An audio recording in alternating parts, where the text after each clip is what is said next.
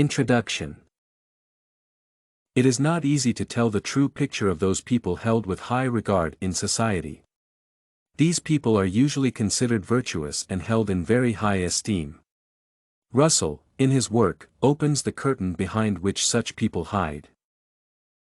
Russell sets off the argument by describing some kind of universal perception of a good man, one who does not drink or smoke, avoids bad language, attends church regularly and holds correct opinions on all subjects.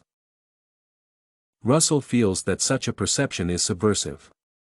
He criticizes Bentham's definition of a good man as one who does good. The harm that good men do. The argument is whether good men on average do more good than bad men. Russell reveals that bad people could be more honest than good men could. For instance, it is ironical for good men to pretend to vouch for peace, yet they keep arming themselves by the day. This can even be seen in our present-day states. The ones that preach peace are the ones that have the most sophisticated weapons. Russell says that a bad person wonders why one who desires for peace ends up preparing for war. If you desire for peace, prepare for peace. Can politicians be classified as good men? Russell feels that they form a smokescreen behind which others carry on their activities unsuspected. We are told, it is not easy for a good man to suspect his friends with shady deals, as this forms part of his good man's goodness.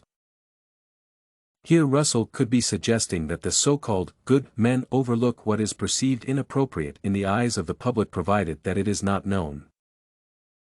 And in most cases, should an issue come to this level, what the good men will do is either publicly opt to shame the wrongdoer in public, decide to blackmail one by way of demanding cash, or else he be exposed.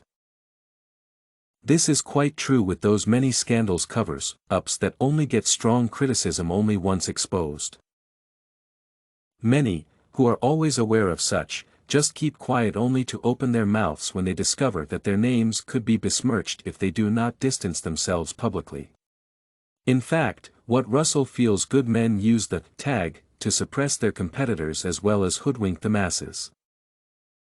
Through blind support for good men, a lot of havoc can be caused.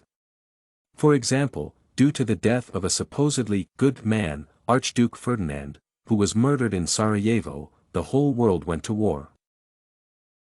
It is only after the atrocities for the war were found to be enormous that the world realized its folly. It was now necessary to establish institutions that could guard against war by highly discouraging militarism, such as the United Nations.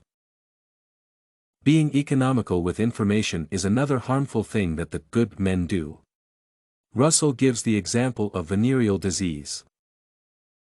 Instead of the so-called good men disseminating the right information through simple precautionary measures, they wait until many contracts it so that they learn from their own mistakes. This could play itself in the modern world as the public has insufficient information as discovered by experts. It is only after a disaster has occurred that you may hear of many saying how effects emanating from that disaster could have been averted. Conclusion. In a nutshell, Bertrand Russell in this essay tries to redefine what is expected of ideal good men. He feels that a good person should do everything with an open heart to genuinely benefit the masses. One should not feel great through exploiting the masses, however their ignorance. It is only by that happiness for all can be achieved. You can find this and many other essay samples on our website, studycorgi.com.